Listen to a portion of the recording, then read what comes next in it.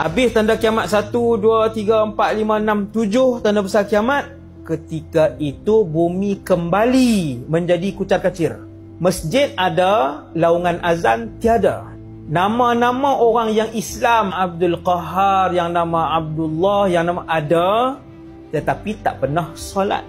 Kemuncaknya bila sebut Allah, tanya orang sebelah, hang sebut apa tu? Tak tahu, tersebut. Aku pun tak tahu siapa.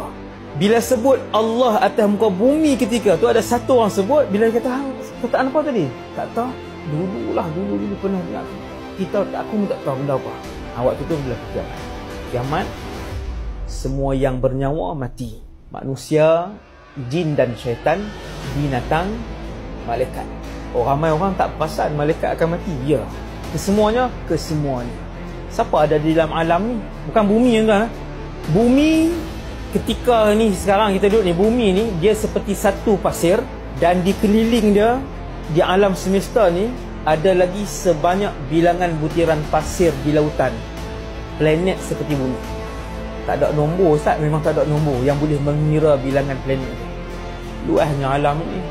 Siapa yang pegang semua hak terapung ni? Allah Subhanahu wa ta'ala. Dan sekalian, waktu tu tak ada makhluk yang hidup. Waktu tu Allah Ta'ala tanya. Allah Ta'ala bertanya, limanil mulkul yawm. Hari ni yang paling kaya siapa? Hari ni yang paling berkuasa siapa? Tanya. Bangun jawab. Presiden-presiden yang ada, yang di Pertuan Agong yang ada, Perdana Menteri yang ada, bangun jawab. Limanil mulkul yawm.